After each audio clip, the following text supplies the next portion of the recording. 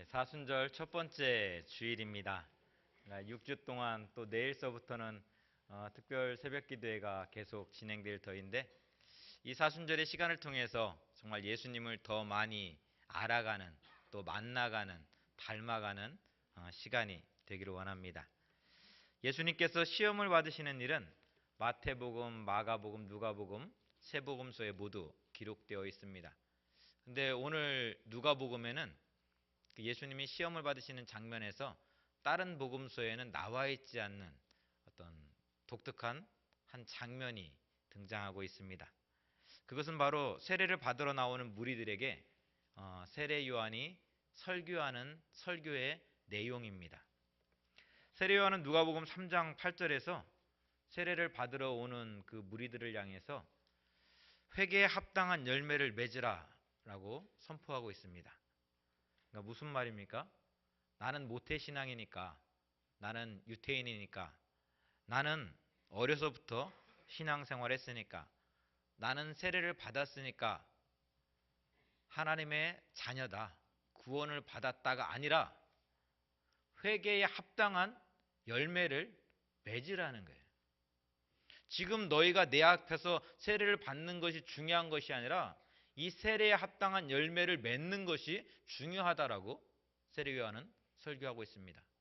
그 구체적인 예를 들어 두 버롯이 있는 사람은 옷 없는 자에게 한 버롯을 나누어 주고 세리들은 부과된 것 외에는 더 거둬들이지 말고 군인들은 강탈하지 말며 거짓말하지 거짓 증거하지 말고 거짓으로 고발하지 말고 받은 급료에 족한 줄로 알라 말씀하고 있습니다. 우리가 왜 저축을 하고 왜 정말 보험을 들고 살고 있습니까? 내일에 대한 염려 때문이죠. 그래서 일용할 양식을 구하라고 주님 말씀하시는데 우리는 내일에 대한 염려 때문에 일용할 양식이 아닌 내일의 것들을 구합니다. 하나님이 내일의 것들을 다 채워주셨어요. 그럼 우리는 어떻게 해요? 자식들을 위한 것들을 구합니다. 자식들을 위한 것들을 다 채워주셨어요. 그럼 어때요? 자손들을 위한 것들로 계속 하나님께 구합니다. 아무리 채워도 채워지지 않는 거예요. 누가복음 12장에 등장하는 부유한 농부의 모습처럼 밭에 소출이 풍성해졌어요. 하나님께 막 기도했더니 하나님의 은혜를 주었고 밭에 소출이 풍성해졌어요. 먹고도 남고 쌓아두고도 남을 만큼 소출이 풍성해졌어요. 그럼 그 소출이 풍성한 것들을 어떻게 해야 돼요? 나눠줘야 되겠죠. 그런데 나눠주는 것이 아니라 쌓아둘 곳이 없으니까 더 큰 창고를 만들고 그 창고에 이 곡식들을 쌓아두자라고 이야기하는 그 농부의 모습처럼 오늘 우리가 그렇게 살아가고 있습니다. 주님은 마태복음 6장 33절 34절에서 너희는 먼저 그의 나라와 그의 의를 구하라. 그리하면 이 모든 것을 너희에게 더하시리라. 그러므로 내일을 위하여 염려하지 말라. 내일 일은 내일이 염려할 것이요 한날의 괴로움은 그날로 족하니라 말씀하였는데 우리는 내일에 대한 염려, 내년에 대한 염려, 10년에 대한 염려, 자식들에 대한 염려를 가지고 오늘을 살지 못하더란 이야기입니다.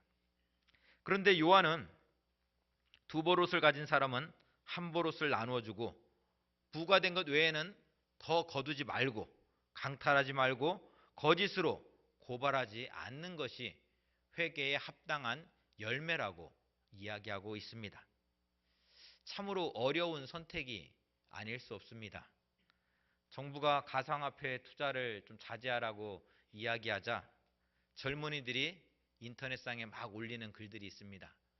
그 글 중에 하나가 좀 가슴이 좀 아픈 그런 내용이었는데요. 왜 맨날 우리는 흙수저로만 살아가야 됩니까? 금수저로 살 수 있는 어떤 기회를 붙잡으면 안 됩니까? 왜 우리에게 그 기회마저 빼앗습니까? 라면서 막 정부의 어떤 규제 방침에 대해서 성토하는 글을 읽었습니다. 남들은 가상화폐가 투기다, 뭐 도박이다 이야기할지 모르지만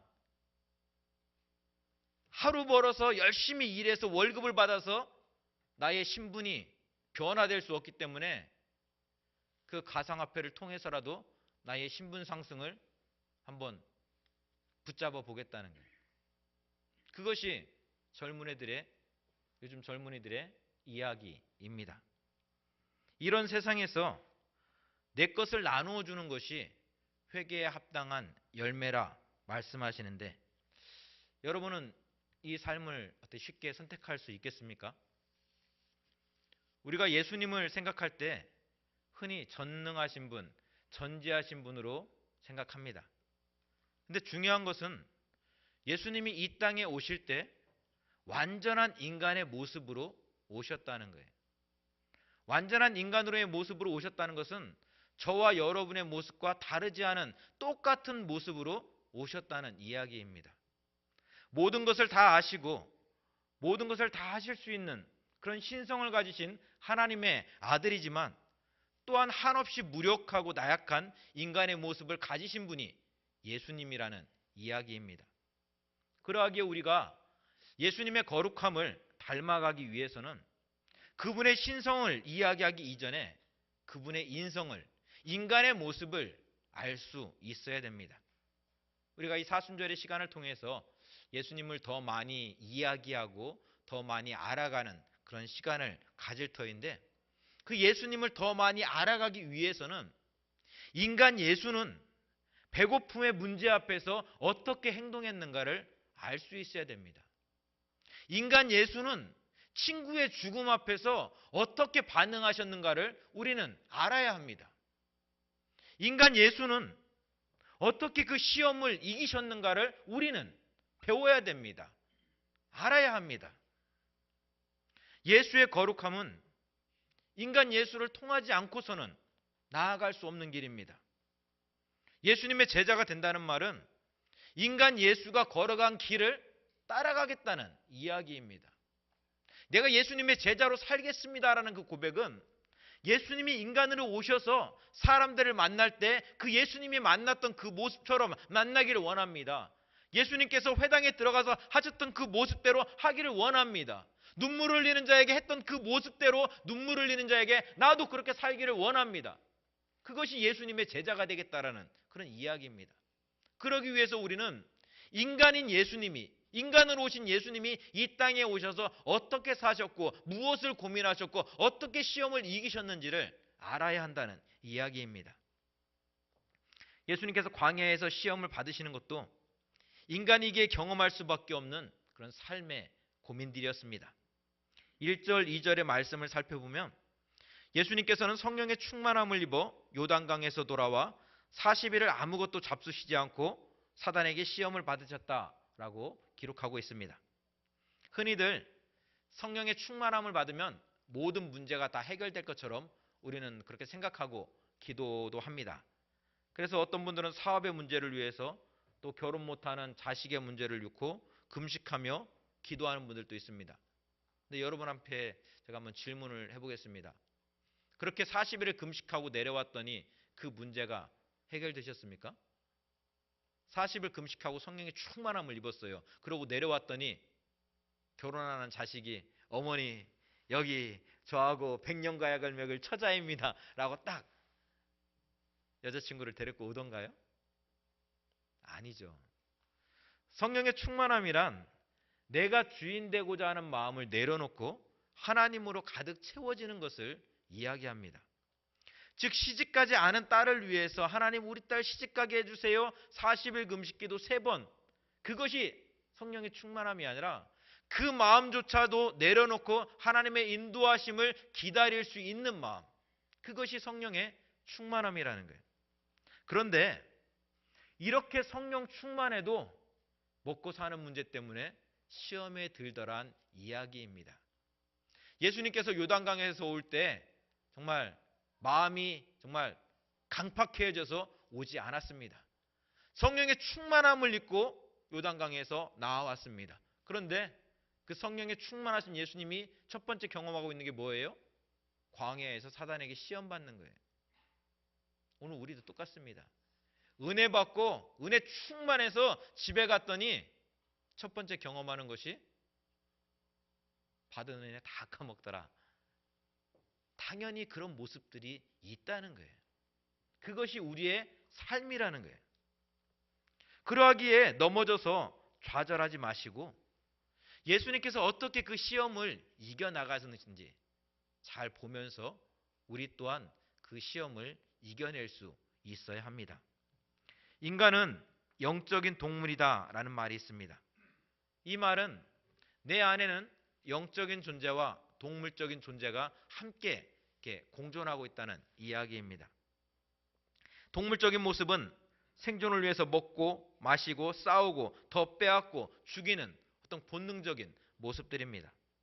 반면 영적인 모습은 하나님의 형상을 따라 지음받은 존재로서 하나님의 형상답게 살고자 하는 모습이 바로 영적인 존재의 모습입니다. 우리가 의식하지 않고 행동할 때는 내가 그리스도인이라는 사실을, 내가 하나님의 자녀라는 사실을 의식하지 않고 행동할 때는 어떤 동물적인 본능들이 막 튀어나옵니다. 우리 운전을 하다 보면 그러잖아요. 어떤 분들은 막 이야기를 해요. 그 사람 운전을 시켜보면 그 사람의 성질이 다 나온다라고 이야기하는데, 내가 목사다라는 것을 의식하고 운전을 하면 누가 확 끼어도 뭐 그럴 수 있지요. 바쁜가 보네요 하고 이렇게 웃으면서 딱 넘어가죠. 근데 그 생각을 쫙 놓치면 뒤에 누가 탔는지도 모르고 순간 야! 나오는 거예요. 우리 그런 경험 많이 하잖아요. 내가 집사다 권사라는 것을 의식하면서 같이 모여서 이야기할 때는 막 이야기하는데, 그 의식을 못하고 그냥 나도 모르게 툭 튀어나올 때는 남들이 듣기에 깜짝깜짝 놀라는 이야기들이 막 튀어나오잖아요. 왜? 그 모습이 우리들의 모습인 거예요. 그래서 인간을 영적인 동물이다라고 이야기하는 것입니다. 그러하기에 우리는 늘 깨어있을 수 있어야 됩니다. 의식을 깨워서 내가 지금 어디로 가고 있는지, 무엇을 하고 있는지, 내가 지금 하고 있는 행동이 어떠한 행동인지를 점검해 볼 수 있어야 됩니다. 하루를 마무리하는 시간에 올려드리는 의식 성찰 기도라는 것이 있습니다. 이 기도는 오늘 하루의 삶을 돌아보면서 하나님께 올려드리는 기도입니다. 오늘 하루의 삶 속에서, 오늘 하루의 나의 삶 속에서 하나님은 어디에 계셨는가 조용히 생각해 보는 거예요. 오늘 하루의 삶 속에서 나는 언제 하나님을 경험했는가? 오늘 하루의 삶 속에서 나는 하나님의 사람으로 어떻게 살았는가 조용히 묵상하다 보면 어떤 날은 하루 24시간 동안 한 번도 하나님을 생각하지 않고 살았을 때가 있습니다. 지금 예배 드리니까 하나님을 생각하고 있다고요? 아니에요. 분명히 예배를 드렸습니다. 분명히 함께 신방을 했습니다. 분명히 함께 교회 모임을 했습니다. 그런데 돌아보고 생각해 보니까 그 시간에 나는 하나님을 생각하지 않았더라는 이야기입니다. 늘 하나님과 함께 동행한다라고 이야기하고 있었는데 조용히 기도하며 그 삶을 돌아보니까, 나의 생각을 돌아보니까 하나님을 한 번도 생각하지 않고 이것이 하나님이 기뻐하시는 것인지 아닌지 한 번도 의식하지 않고 그냥 내 본능대로 선택하고 결정하고 달려온 날들이 많더란 이야기입니다. 그러하기에 우리는 하루의 삶을 살아가면서 늘 깨어있을 수 있어야 됩니다. 오늘 하루 수많은 선택의 시간에 나는 과연 영적인 존재로 살았는가 아니면 동물적인 존재로 살았는가를 돌아볼 수 있어야 하는 것입니다. 본문은 주님이 시험 받으실 때 상황을 40일도 아무것도 잡수시지 않은 그런 상태다라고 이야기하고 있습니다. 우리 금식을 해보신 분들은 아시겠지만 40일 금식하면 어떨까요? 저는 일주일 금식을 2번 해봤는데 한 3일이 지나니까 막 코에서 먹고 싶은 냄새가 막 올라와요. 4일이 지나니까 금식 끝나고 가장 먹을 것이 무엇인가? 밥을 먹으면 안 되니까 나는 아침 햇살을 한 통 사가고 그걸 다 마셔야지. 그러니까 금식의 목적은 다 사라지고 그냥 말 그대로 금식 아닌 금식을 했던 그런 경험이 있습니다. 근데 40일 금식하면 어떨까요? 그러니까 주변에서 40일 금식하는 분들을 가만히 보면은 혼자서 못 하시더라고요. 보름이 지나고 20일이 지나면 옆에 보조자가 한 명 따라붙어요. 아들이 따라붙든 누가 따라붙든. 그래서 옆에서 수발을 같이 들어주는 거예요. 왜? 내 힘으로 일어나기도 힘들고 내 힘으로 걸어다니는 것도 힘들기 때문에 그렇습니다. 지금 주님이 그런 상황이라는 거예요. 의식을 깨어서 내가 그리스도인으로 살아야지, 내가 정말 예수님의 아들로, 하나님의 아들로 살아야지, 그걸 생각하는 것 자체가 너무나 힘들고 어려운 그런 상황이라는 거예요. 그런데 사단은 그런 주님에게 돌로 떡을 만들라고 이야기합니다. 가만 놔둬도 돌이 떡으로 보이는 상황입니다. 돌을 보면서도 막 떡 냄새가 막 코로 들어오는 그런 상황이에요. 그런데 돌로 떡을 만들래요. 분명 주님은 신성을 가지고 있었기에 돌로 떡을 만들 수 있는 그런 능력이 있는 분입니다. 그런데 주님은 돌로 떡을 만드셨나요? 만들지 않았습니다. 이유가 무엇인가요? 주님은 완전하신 하나님이신과 동시에 완전한 인간이기 때문에 그렇습니다. 만약 주님이 인간의 모습으로 오셔서 인간으로 살지 않고 신의 모습으로 살았다면 사람들은 십자가를 쇼라고 이야기할 것입니다. 에이, 뭐 아픈 척 하지 마, 피 흘리는 척 하지 마, 뭐 급히 다 주워 담을 수도 있잖아. 에이, 이야기할 거예요. 누가 십자가를 바라보면서 대속의 죽음, 나를 위해 흘리신 주님의 죽음이라고 이야기하겠습니까? 에이, 뭐 100번, 1000번, 10,000번 죽어도 괜찮지. 언제 다시나 하나도 안 아플 텐데 뭐. 주님은 인간의 모습으로 오셔서 인간의 경험하는 그 아픔과 고통을 다 경험하셨습니다. 돌로 떡을 만들 수 있는 거요? 하실 수 있죠. 그러나 하지 않으셨습니다. 왜? 완전한 인간이셨기 때문에. 사람들은 돌이 떡이 되는 순간 먹는 문제가 해결될 것이라 그렇게 생각합니다. 그래서 돌을 갖다 떡을 만들려고 수없이 노력합니다. 우리가 슈퍼 옥수수를 만들고 뭐 슈퍼 콩을 만들고 유전자를 바꿔가지고 정말 사실인지 아닌지 모르겠지만 도미의 유전자와 토마토의 유전자를 서로 바꿔가지고 섞어가지고 토마토가 깨지지 않는 그런 토마토를 만들라는 이야기가 있는데 그렇게 사람들은 노력합니다. 그래서 정말 수많은 돌로 수많은 떡을 만들어 냈습니다. 그런데 여러분, 돌로 떡을 만들었는데 이 배고픔의 문제가 해결되었나요? 해결되지 않았습니다. 너무나 많은 떡이, 너무나 많은 물질이 쌓여는 가고 있는데 이 배고픔의 문제는 해결되지 않더라는 거예요. 부유해지면 부유해질수록 빈부의 벽차가 더 커지면 커졌지 이 배고픔의 문제가 해결되지 않더라는 거예요. 다른 나라 이야기할 것이 아니라 우리나라 상황만 봐도 그렇습니다. 남쪽은요, 우리 남한은요, 지금 시골에서는 농사 짓는 사람들이, 벼농사 짓는 사람들이 난리가 아니에요. 왜? 이 쌀 소비가 안 되니까 막 정부에서 창고를 짓고 수매에서 그 벼를 다 그 창고에 쌓아 놓습니다. 근데 쌓을 곳이 없으니까 밑에서 다 썩어져 막 나가요. 관리하느라고 수많은 돈이 들어가죠. 그런데 저 북쪽은, 북한은 먹을 것이 없어서 굶어 죽어 가고 있습니다. 하나님께서 떡을 많이 주시지 않아서 이러한 문제가 생겼을까요? 아니에요. 너무나 많은 떡을 주셨는데 이 배고픔의 문제는 해결되지 않더라는 거예요.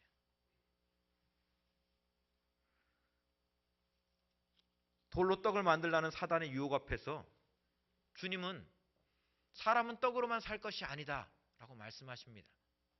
마태복음에서는 조금 더 구체적으로 사람이 떡으로만 살 것이 아니라 하나님의 입에서 나오는 말씀으로 살아야 된다라고 말씀하고 있습니다.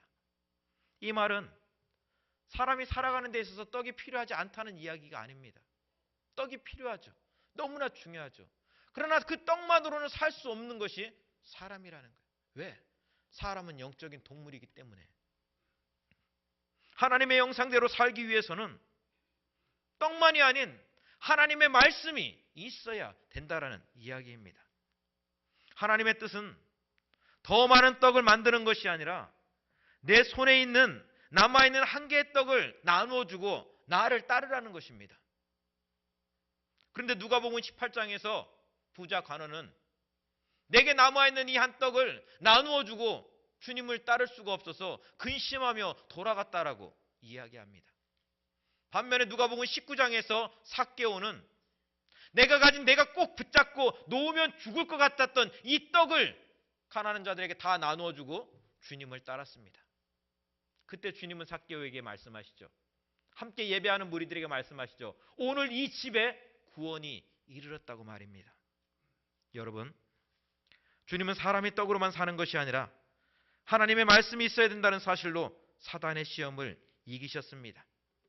말씀이신 주님이 삭개오에게 찾아오셨을 때 그의 움켜진 손이 자유케 되어진 것처럼 말씀이신 주님께 내일의 염려를 맡겨드리고 그의 나라와 그의 의를 구할 수 있는, 오늘 우리에게 허락하신, 하나님께서 오늘의 삶을 허락하신 이 복을, 이 삶을 살아낼 수 있는 저와 여러분이 되기를 원합니다.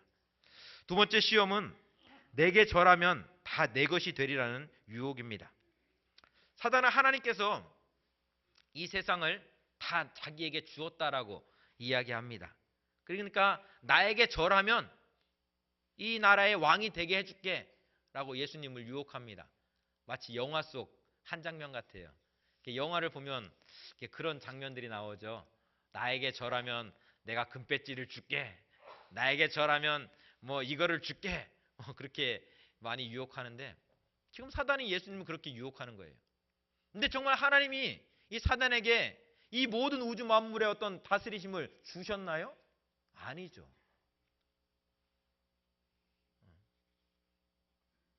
주시지 않았습니다. 허물과 죄로 죽은 자들, 어둠의 세계만을 허락하셨지 이 모든 우주 만물을 다스리시고 당시는 분은 하나님이시라는 거예요. 욥기를 보면 욥이 시험을 당할 때 다른 것들은 다 네 마음대로 할지라도 욥의 목숨만큼은 건들지 말라라고 하나님은 말씀하십니다. 하나님이 허락하시지 않으니까 다 가져가도 욥의 목숨은 가져갈 수 없었습니다. 그런데 사단은 하나님께서 이 모든 것을 내게 주었다라는 그 거짓말로 예수님을 유혹합니다. 그 이유가 무엇입니까? 요한복음 8장 44절의 말씀처럼 사탄은 처음부터 칼인한 자요 거짓말쟁이요 거짓의 아비이기 때문입니다. 내게 절한다는 의미는 단순히 절을 한다는 그런 이야기가 아니라 나에게 예배하면, 나를 경배하면 이 모든 것을 주겠다라는 이야기입니다. 즉 너의 예배자를 하나님이 아닌 나로 삼는다면 내가 너에게 이 모든 것을 주겠다라는 이야기인 것이죠. 하나님께서 이스라엘 백성들을 애굽에서 출애굽시키기 전에 10가지 재앙을 애굽에 내리시죠. 근데 그 10가지 재앙을 내리시는데 그 10가지 재앙이 뭐예요? 애굽 사람들이 신으로 여겼던 것들이에요. 나일강, 파리 우상, 이 우상.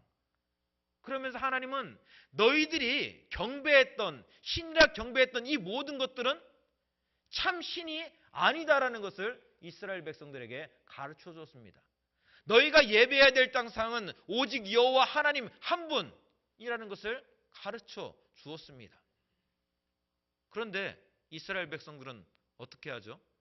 신의 산 밑에서 금송아지를 만들고 금송아지를 예배합니다. 성경은 계속해서 우리에게 질문하고 있습니다. 너의 왕이 누구냐? 너의 예배자가 누구냐라고 계속해서 성경은 질문하고 있습니다. 오늘 우리에게도 하나님은 똑같이 질문하고 있습니다. 너의 왕이 누구냐? 너의 예배자가 누구냐? 너가 경배해야 될 대상이 누구냐라고 오늘 우리에게 계속해서 묻고 있는 거예요. 오늘 여러분의 예배자는 누구입니까? 예수 그리스도 한 분 맞으신가요? 세상을 살아가면 인맥이 있어야 된다라고 흔히들 이야기합니다. 예, 맞습니다. 아는 사람 있으면요 훨씬 편하게 살아가는 것이 이 세상입니다. 아는 사람 한 사람이라도 있으면 정말 세상 살기 너무나 편해요. 좋아요. 그런데 그 인맥을 붙잡기 위해서 힘이 있는 사람, 큰 교회 밑으로 줄을 서는 순간 어떻게 될까요? 하나님이 있어야 될 그 자리에 그 사람이, 그 교회가 서 있게 되고, 하나님 편에 서야 될 그 시간에 하나님 편에 서지 못하고 그 사람 편에 서더라는 이야기. 그 교회 편에 서더라는 이야기.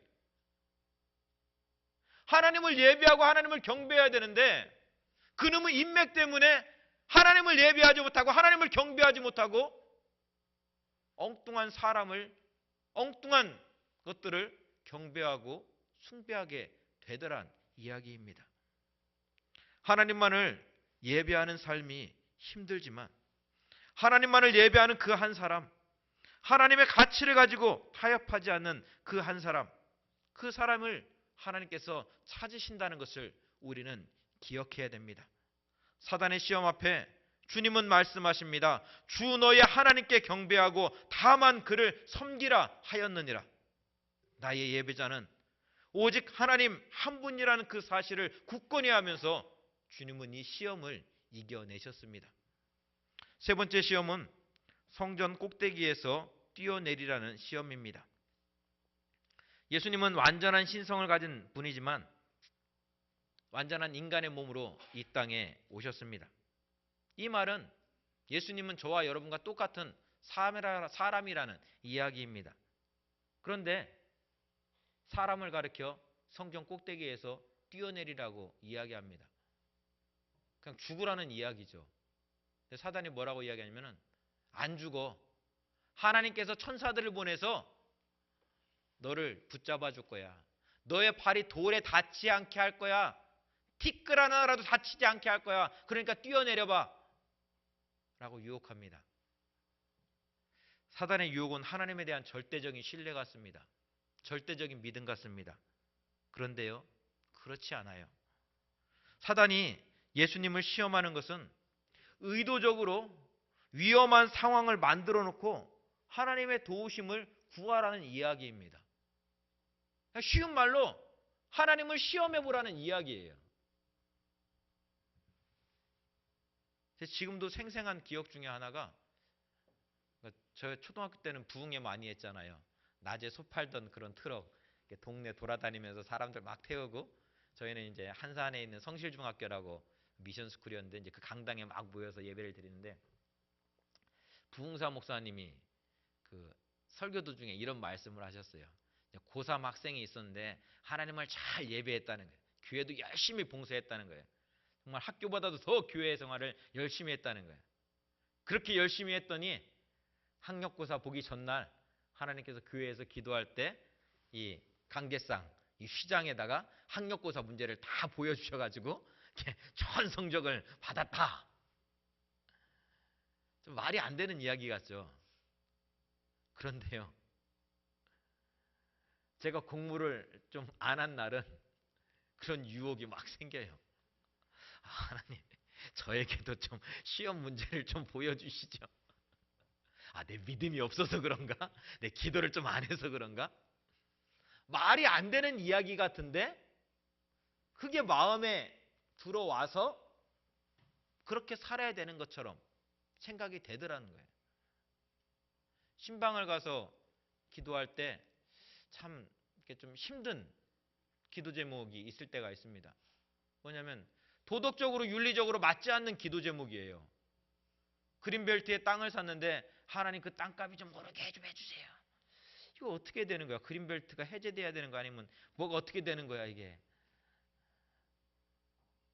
도덕적으로 윤리적으로 맞지 않는 일들을 하나님께 해달라고 기도할 때가 있다는 거예요. 운전대 붙잡고 기도하자. 하나님 오늘 안전운전하게 하시고 정말 가는 길까지 주님 지켜주시옵소서 믿습니다. 그리고 출발하자마자 막 빵빵빵 하면서 막 이리저리 막 과속운전을 해댑니다. 이게 맞는 모습인가요? 아니라는 거예요. 그게 사단의 시험이라는 거예요. 지금 예수님을 시험하는 사단의 모습이라는 거예요. 근데 우리는 생각하죠. 성전 꼭대기에 떨어져서 살아나면 정말 내가 예수를 잘 믿을 것처럼 생각합니다. 그런데요, 저기 잠실에 있는 장미 아파트, 제가 8층인지 15층인지 기억이 좀 가물가물한데, 예전 교회에서 우리 권사님 딸이 거기서 떨어졌는데 어릴 때 살았어요. 8층이었는지 15층이었는지 아무튼 기억은 잘 안 나는데 뭐 아주 유명했습니다. 떨어졌는데 어떻게 나무 퉁퉁하고 이렇게 살았대요. 멀쩡해요. 근데 정말 믿음 좋게 열심히 신앙생활할 것 같죠? 그렇지 않더라고요. 하나님이 살려주셨으니까 정말 열심히 하나님을 믿고 하나님을 찬양할 것 같은데 그렇지 않더라고요. 믿음은 성전 꼭대기에서 뛰어내리면 하나님께서 나를 붙잡아 주실 거야 생각하면서 뛰어내리는 것이 아니라, 나는 성전 꼭대기에서 뛰어내리면 죽을 수밖에 없는 그런 연약한 존재이지만, 나약한 존재이지만, 그럼에도 불구하고 하나님은 그런 나를 사랑하셔서 나와 함께 하신다는 그 사실을 믿는 것, 그것이 믿음이라는 거예요. 욥이 욥기 23장 8절 9절 10절에 고백하고 있는 것처럼, 내가 앞으로 가도 그가 아니 계시고 뒤로 가도 그가 보이지 않습니다. 동쪽에서 일하시는지 동쪽으로 가봤는데도 하나님이 안 보이시고, 서쪽에서 일하시는지 서쪽으로 가봤는데도 하나님은 보이지 않습니다. 그러나 나는 분명히 믿는 것이 있습니다. 그것은 그가 나를 단련하신 후에는 내가 정금과 같이 나올 것이라는 믿음입니다. 하나님이 보이지 않는 지금 이 순간에도 주님은 나와 함께하고 있습니다. 이 고백이, 이 신뢰가 믿음이라는 거예요. 사단의 시험 앞에 주님은 말씀하십니다. 주 너의 하나님을 시험하지 말라. 하나님은 시험의 대상이 아니라 신뢰의 대상, 믿음의 대상이기 때문에 그렇습니다. 마귀는 모든 시험을 다한 후에 얼마 동안 떠나갔다라고 13절은 말씀하고 있습니다. 이 말은 다시 돌아와 예수님의 공생의 기간 내내 예수님을 괴롭히고 시험하고 넘어뜨리고자 했다는 이야기입니다. 다른 말로, 오늘 우리가 사단의 시험에 승리했어요. 야, 하나님이 도와주셔서 말씀으로 정말 내가 이 시험을 이겨냈네, 기뻐하고 있는데, 기뻐하는 순간에 또다시 사단은 우는 사자와 같이 달려든다는 거예요. 그래서 늘 깨어서 기도하지 않으면, 늘 깨어있지 않으면 언제 어떻게 넘어질지 모르는 것이 바로 저와 여러분의 모습이라는 것입니다. 사단은 성령이 충만했을 때에든지 연약할 때에든지 가리지 않고 우는 사자와 같이 두루 삼킬 자를 찾아다니는 사실을 우리는 기억해야 합니다. 그때마다 주님이 하나님의 말씀으로 하나님만이 나의 왕이요 예배의 대상이라는 그 사실로 하나님에 대한 흔들리지 않는 믿음으로 그 시험을 능히 이겨내셨던 것처럼, 그렇게 사단의 시험을 이겨낼 수 있는 저와 여러분이 될 수 있기를 원합니다. 주님이 고난받으심은 사단의 시험을 받은 것은 죄가 있어서가 아닙니다. 히브리서 2장 18절의 말씀처럼 그가 시험을 받아 고난을 당하셨은즉, 그가 연약한 인간의 모습으로 이 땅에 오셔서 인간이 경험할 가장 큰 고통과 아픔을 당하셨은즉 능히 연약한 우리들을 도우실 수 있기 때문입니다. 다른 말로 주님이 40일을 줄이시면서 시험을 받으신 것은 연약한 저와 여러분을 위해서라는 이야기입니다. 우리가 어떻게 이 사단의 시험 앞에서 대처해야 되는지, 어떻게 이겨내야 되는지 그 모습을 보여주기 위해서 주님이 우리에게 길이 되어 주신 것입니다. 이 사순절, 이 정말 주님의 십자가를 바라보며 나아가는 이 시간, 정말 길 대신 주님을 바라보면서 정말 우리의 믿음이 더 성숙되어지고 하나님께 더 가까이 나아가는 귀한 시간이 되기를 주님의 이름으로 축원드립니다. 우리 같이 기도하겠습니다.